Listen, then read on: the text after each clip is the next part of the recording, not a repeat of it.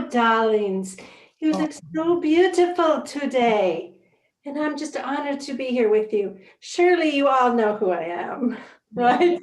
Mulva Rose. It's me, the host of the Mulva Rose show, of course. Surely you recognize me from my days as a pinup? No? Come on. Some of you look old enough to remember when I was Mr. Punchline. I took rewards all over the country. Oh, dear golly. Miss McCausey, who are these people who look at me like they just woke up? Are they not woke? I thought they were woke. All right, well, you know what? We're just going to assume that you're going to Google me or DuckDuckGo me or do something because you know Mulva Rose. But what I was doing this afternoon that I was so delighted I wanted to share with you, I was reading this fascinating book. Have you heard of this book? It's called Thru Deception. And it is written by a little spitfire named Laurie Ayers. I believe she's from the United States of America. Have you heard of her? Look at her little photo. She's just a little redhead ginger. Isn't she adorable? Oh, I feel like I have been able to channel her, and I have got such great information that I want to share with you guys today about deception. I fancy myself as a bit of an expert now that I have read her book. I'm sorry. I'm just trying to see who might be lying here. Who might have the look of deception? Oh, Erica's hiding. Anita is hiding. So probably I'm going to surmise that they are lying. Lynn, you look very honest right now. But may I indulge you and just talk to you a little bit about what I've learned from this book? When I first heard about this Laurie Ayers, I believe we were having a repartee at the theater.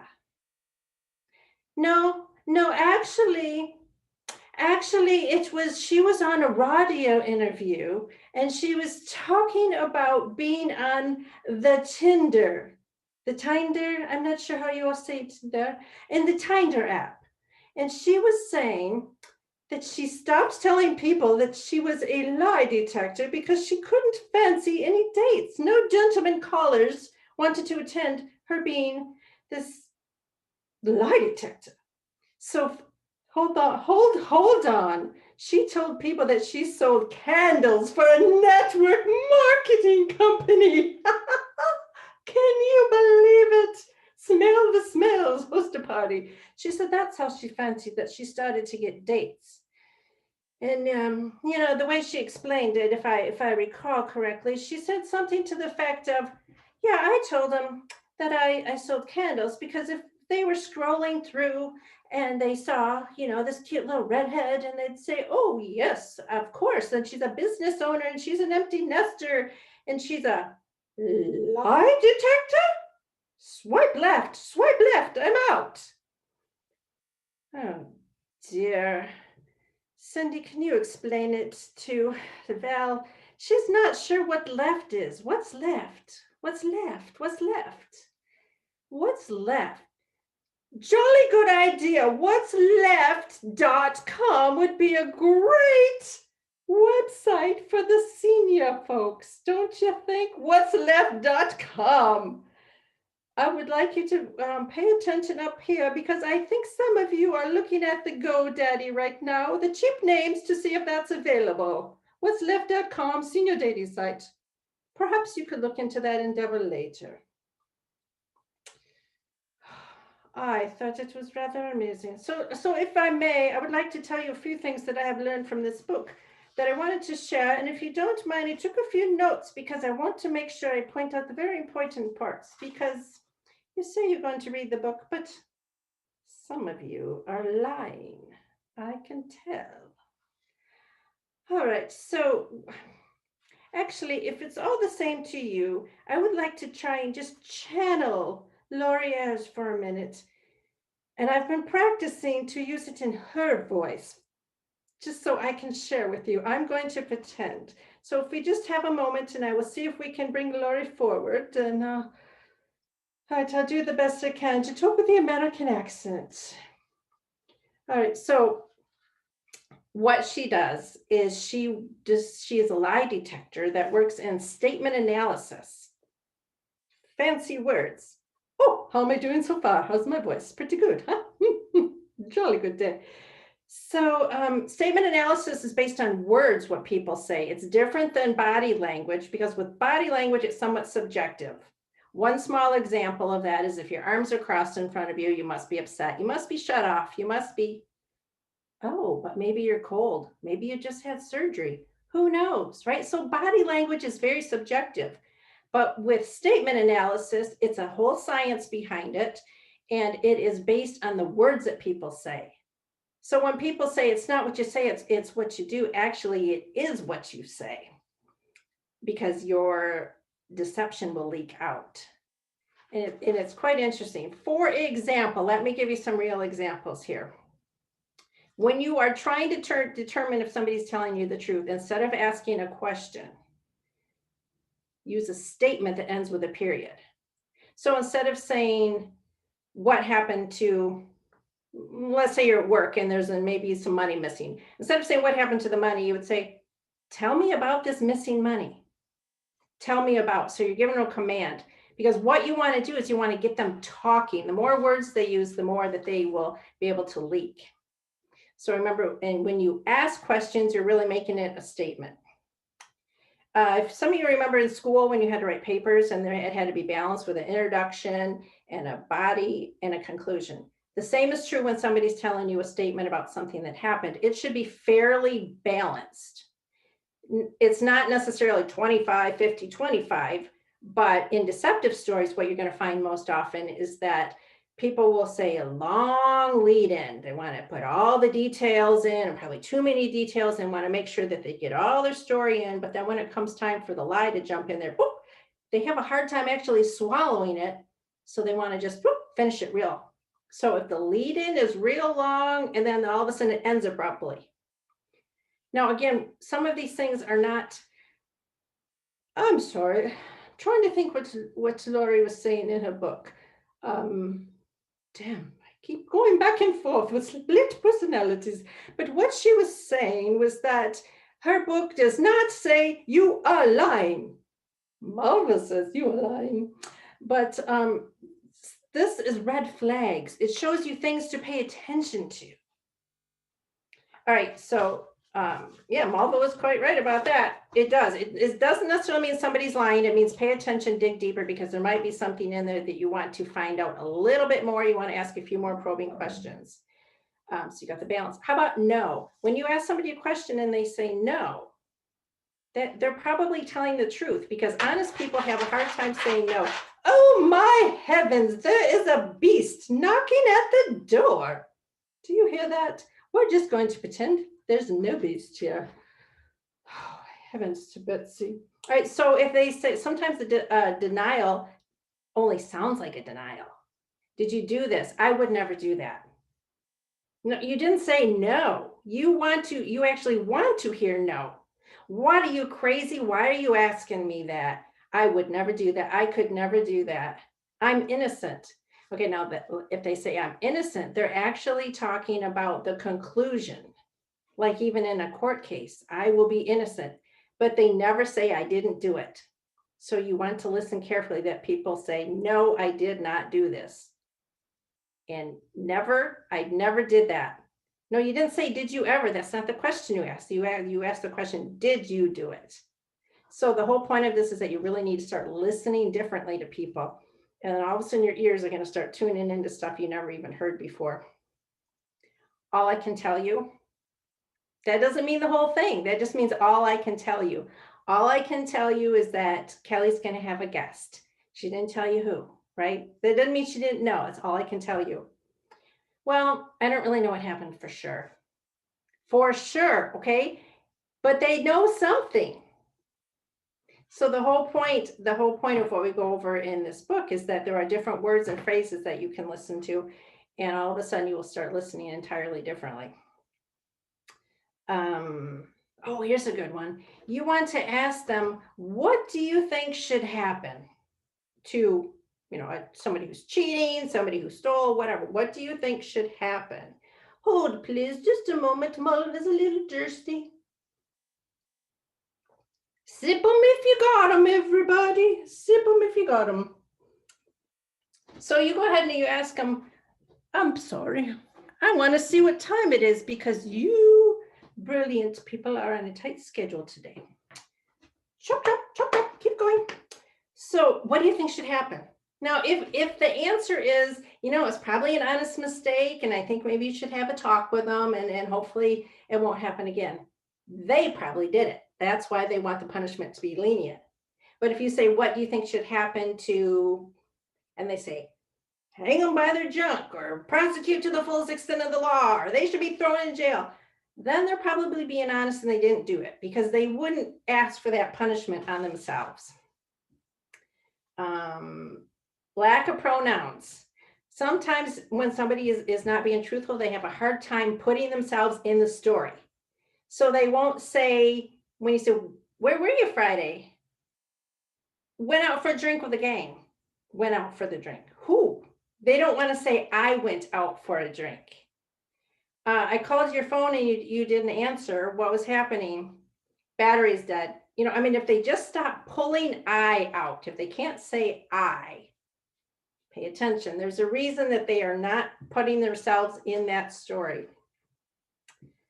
There is no one indication of lying. You can't say, aha, you said this, so therefore you're lying. It needs to be taken in context. It needs to be a whole bunch of stories. And don't forget this thing, you've got your gut. You know when something's not right. All that this does, all the statement analysis does is actually confirm what you may already be suspecting. So you want to just listen differently and then maybe ask follow-up questions. If they say I versus you, what happened on that cruise, you don't want to go through that. You wouldn't want anybody to go through that. But if you're telling a story about you, if you're trying to explain that something happened on a cruise to you, you would say, what happened on that cruise, I don't ever want anyone to go through that. I don't ever want to have to experience that again. So I versus you. Just start listening a little bit differently. This one, now this one always comes up. I always get emails after this. I'm sorry, Mulva is a justy girl today. Belvedere, I just love them.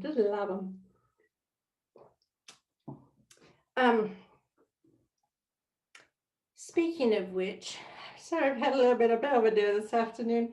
Why don't we just take a moment and you all tell me your greatest lie? Tell me your deepest, darkest secret, the biggest thing that you've ever lied about and you've never told anybody. Tell us all. Want to? Maybe Kelly can unmute everybody. I will begin. I'll tell a lie. I know, hard to believe. But when I was in primary school, I believe it was, do you, some of you look old enough to remember? Let me look. Who might be old enough? I believe our beautiful host, Kelly, might be old enough for certain. The Americas had a show that starred Scott Baio. Does anybody remember Scott Baio? He was on the Happy Days show. Well, I had the vapors when it came to Scott Baio, and I actually cut out a photograph and carried it to my knapsack of him. And I cut out his head and I put it on a body of somebody in the magazine. And I told my mates that he was my boyfriend. I was not telling the truth. But they said, no, you dork, that's not your boyfriend. I'm like, oh, yes, we're in a long distance relationship. And what actually happened is they said, no, that's Chachi and he loves Joni. So that's not your boyfriend. Miss Mulva lied. Okay, who would like to go next and tell me your deepest, darkest secret? Who lied? Who lied? Oh, Jody is hiding. Maybe it's behind you. Okay, let's continue on. I swear to God. In fact, to tell the truth, all of those statements generally are a sign of you're trying to boost your credibility. I swear to God. In fact, well, to tell you the truth, I do drink Belvedere. Um, but here's the but, and it's a big but. I like big butts and I cannot lie. If you usually say that, that doesn't mean you always lie. Well, unless you do. But here's the point: you need to have a baseline. You're looking for a change in baseline. If you have somebody who always says, in fact, in fact, in fact, and actually you know that person and you know they're pretty straight shooter, they probably are. It's when you're talking to them and all of a sudden they say, to tell you the truth, honestly, frankly, any of those, they think it makes them sound more credible, but it works boop, in reverse. So those are big flags. If you're not even listening, if you're Lynn, how in the world did you go from here to there? Is this group one of those outer world things or something? How did you get way over there? Are you a hologram or were you teleported? Amazing. That is just shocking. Just shocking. Do you hear the beast? I hear the beast. All right, when somebody's telling a story and they say, darn, my handmaiden is not available to take calls for me today. Oh, do you have a handmaiden? I love my handmaiden. She's just awesome. My handmaiden's name is Abigail. What's yours? Oh, pity, you're muted. All right, so they're telling a story, and then all of a sudden, the next thing I know, listen for those phrases. All of a sudden, the next thing I know, what they're doing is they're skipping over a chunk of time. Something happened. We were on the beach and then all of a sudden he had me on the ground. Back up. I think you're missing a few details. All of a sudden, next thing I know, any of those phrases, that's telling you that there is something that they don't want you to know. We already talked about denials. I would never do that. I could never do that. Here's a good one. Started. He started to. And in this Me Too movement, and I always have to give you the caveat, Me Too movements, I am support 100% that if somebody did what they're accused of, they need to pay for it and pay for it big time, no exceptions. But let's be real, there's a lot of people who want to jump on this Me Too movement and they falsely accuse people and they have ruined people's lives because of it. So whenever it comes up in the news or media or somebody's like, oh, been accused or sexually accused, well, of course you have to keep an open mind. But when they say something to the fact of he started to do this, and it could be he, she, I'm just generally saying the statement, he started to do this. He started to put his hand up my skirt. He started to feel me up. He started to sniff my hair. He started to, whatever he started to do, you want to hear, and then what? He started to put his hand up my skirt and I pushed him away. And then I said, what the H are you doing? And then what? But if there is no and then what, then that's a real good indication that's not a credible statement. Just because somebody started to do something, there's always something follow up, even if he was not successful in his aim. So whenever somebody's starting to do something, and then what? Couple of more, and then I'm going to just wrap this up a little bit. Linear versus zigzag. When you tell a story, and I believe that today's broadcast is a perfect example how we kind of go all over the place, right? Isn't that how our mind works? Oh, I just love it, love it, love it, love it. So yeah, so your mind goes all over the place. That's pretty much how a lot of our minds work. And especially when we have a lot on our mind, we're all over the place. But if somebody's telling you a story and it's linear, we did this and this and this and this and this and this, boom, they may have memorized it. Because what usually will happen is we went here, oh, and then I forgot to tell you, oh my goodness, it was raining so hard that day. And then we blah, blah, blah, blah, blah. Oh, let me back up. So lunch, the waitress at lunch, you kind of tell stories as it comes into your mind if it's based on memory. If it's based on fabrication, you haven't memorized. And just because something's linear, that may just be somebody how they are very cut and dry storytelling. But if you suspect it's not credible, ask them to tell you what happened in reverse order, because they'll memorize their story frontwards, but not backwards. I mean, think about it, a police stop for somebody who's been drinking, And they'll say the alphabet backwards. And then what do they always say? Oh, I can't even say that when I'm sober. So people don't know how to rehearse backwards. Or if you want to be a good liar, practice your story backwards, just in case. Cognitive load. Okay, here's a good one. Cognitive load is you're thinking about a lot of stuff. Sometimes people probably have said, why do you look so angry? And why do you look so upset? And you're just like, well, I'm thinking. That's my think face. I'm not mad, I'm thinking. So if you have a lot going on in your mind. But if you're trying to have a discussion with somebody and you think that they're being, if they're lying, wait till they do something. Could be typing, could be pouring coffee, could be having a sip of their favorite beverage. Because if you have that much cognitive load, which means you are thinking, you are trying to remember your story, you're trying to remember your lie, it's going to be almost impossible to keep doing something kinetic with your hands at the same time. But think about how much you guys multitask and how much that you'll be on the phone and you're typing and the messages are blinking. You can do all of that. You can keep doing if you're being straight up. If you have no reason to be deceptive, you can multitask very easily.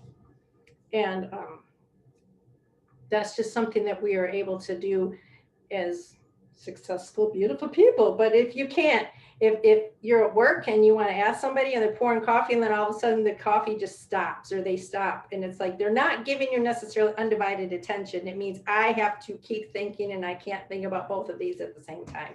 I love that one because they have no idea.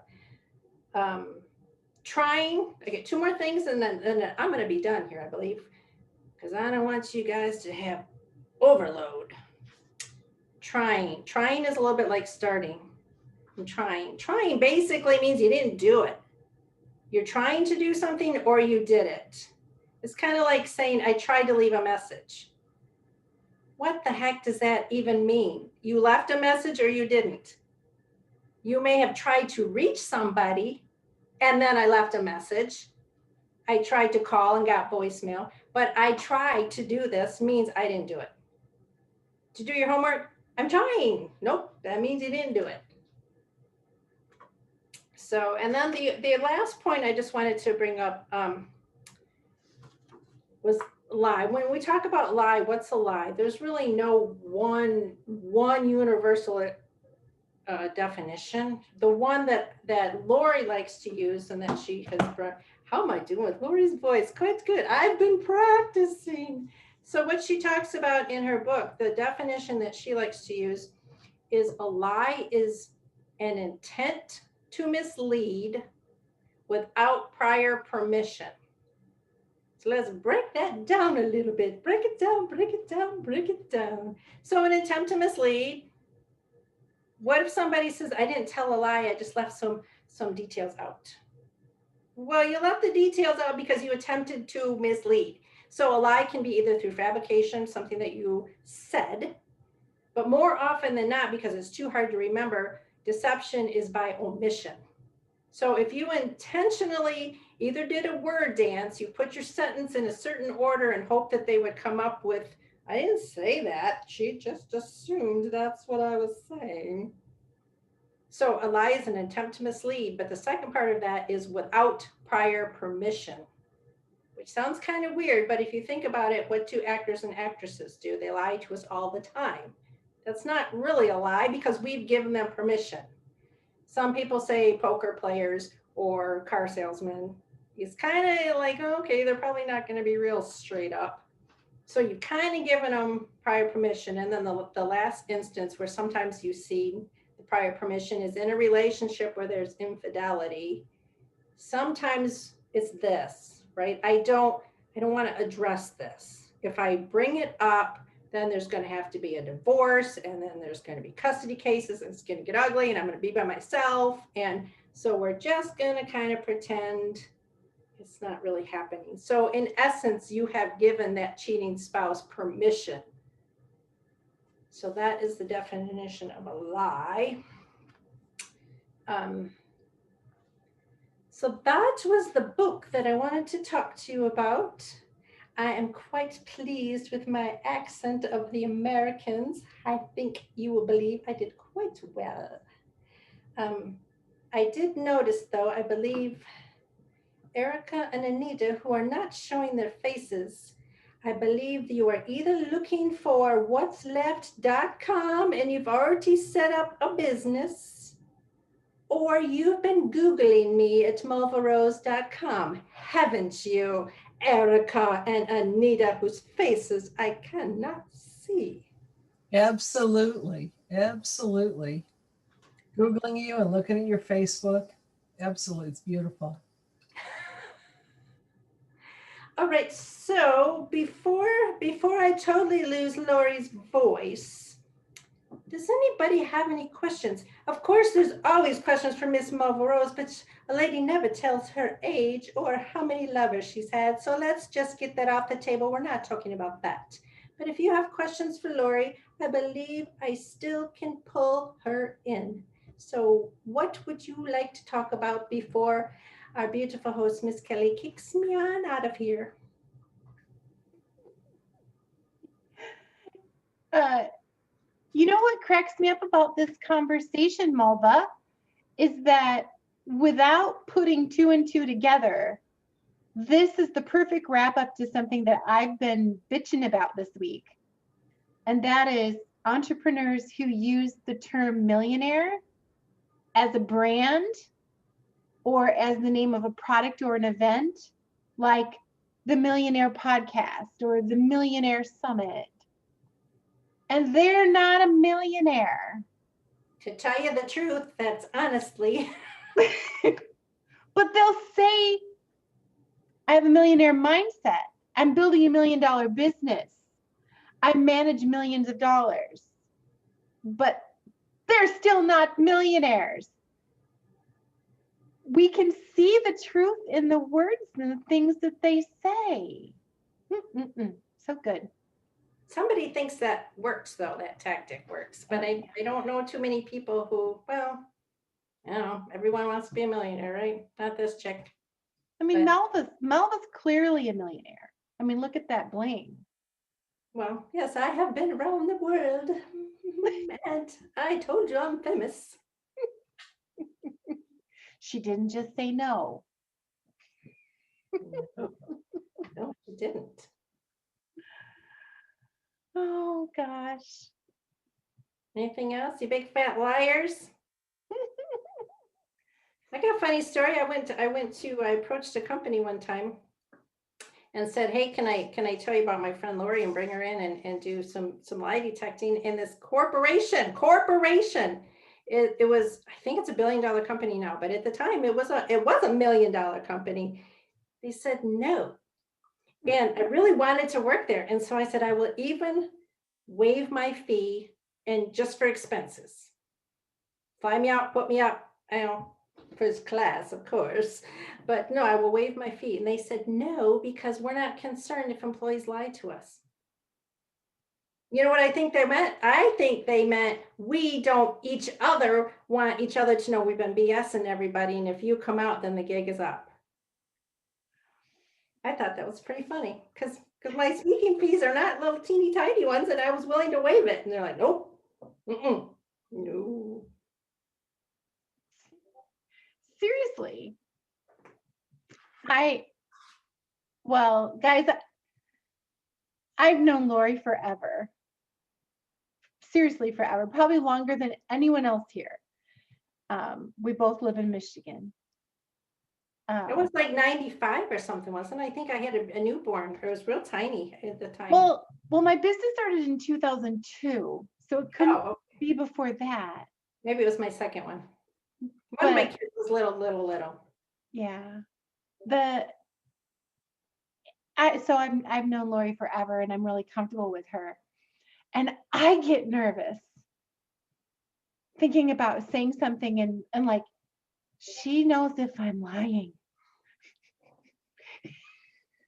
Well, yep. Imagine some people going, no, thank you. I don't have a lot of friends, to be honest with you, because to be honest with you, because it makes people uncomfortable. I guess if you have a friend who's a psychologist or something, right, and you think that you're shrinking them. And I do have a Scentsy business I've had for 15 years, so I do lead with that sometimes. And then when they find out that I teach special forces and government people, and um, I'm also a stand-up comedian, if you haven't quite figured that out. But Rona has sidelined that a little bit.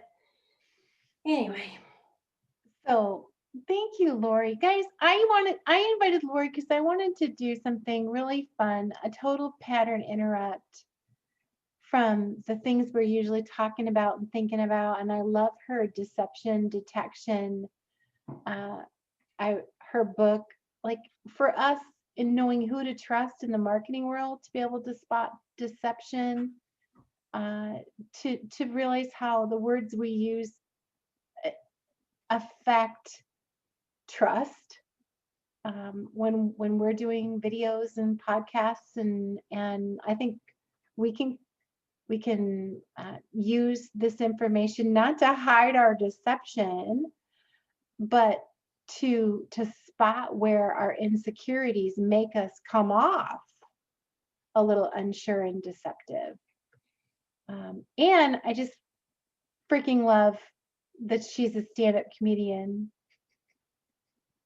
gotta have, the live business, I've been in it for over 20 years, and it's heavy, it's hard. And especially in this political environment in today's, it's just like, you can only be around lies for so much. So comedy has been my outlet to take a break from all I do is lie when I'm doing that. But if you guys ever have any questions about anything, just quick, I can't really just quickly analyze a legal document, but what about this? What about that? I am always open. I'm online a lot of times. I am not terribly tech savvy. I'm very, very old school, but I'll jump on whatever I can figure out, and we can, whatever you need, I'm here to help. So let your curiosity run. Do you guys have any questions for Mulva Rose about being a stand-up comedian, about being world famous, about for Laurie about lie detection and how did she end up doing it? Any questions? Anything? Open game. Well, I think this is fascinating. And I would have loved to have had all this information when my kids were still at home. Oh, trust me, I raised children with this, and they didn't appreciate. Yeah, so. I'm sure they didn't. Although even now it's funny, they're all grown and flown, and now they have learned to say, Mom, I don't want to talk. Which I respect that, but it's like they know why, because it's like, don't even try it. Don't even. Nope. That didn't happen.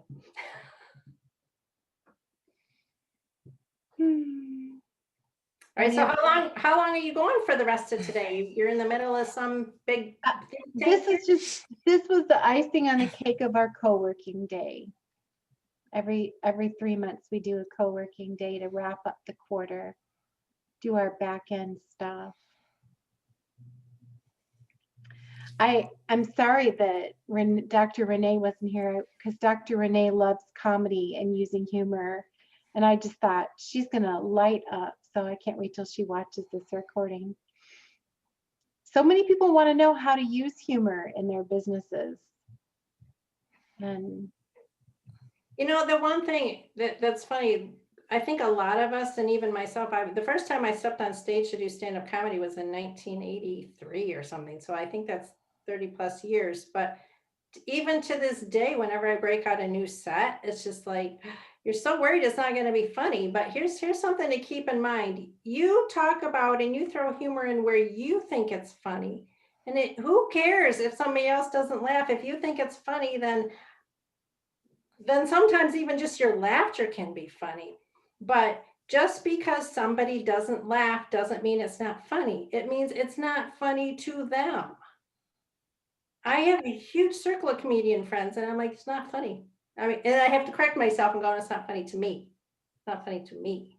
So who cares if you find something's funny? And then I find that my best sets, and I excel at overthinking and over planning, which is not necessarily good in this field because you really need to be off the cuff, and that's where a lot of the humor really comes from. So you need to just not try and necessarily think, okay, I'm going to interject a joke here.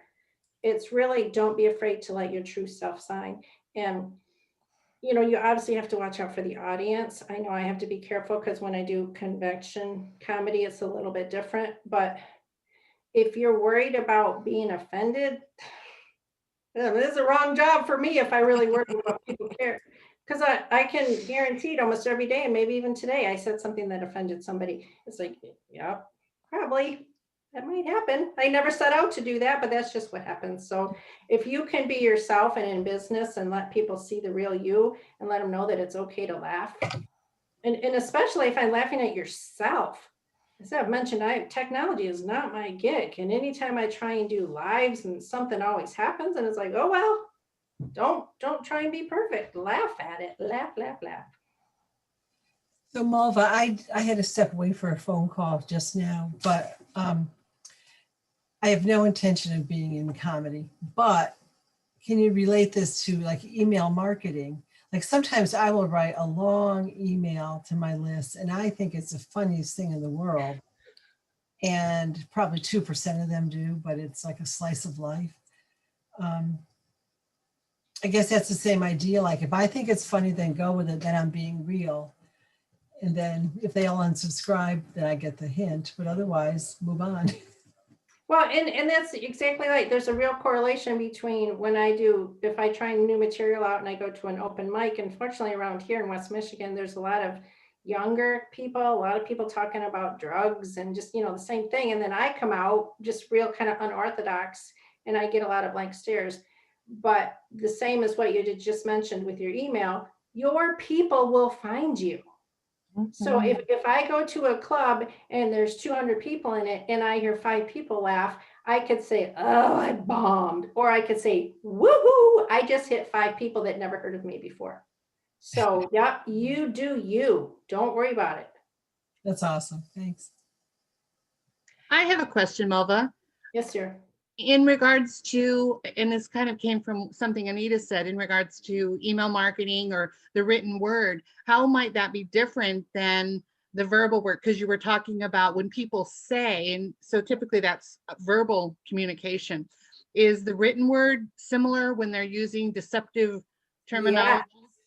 Yes, absolutely. That's another reason why statement analysis, I believe, so much better, more reliable than body language, because I can look at words without having a person right in front of me.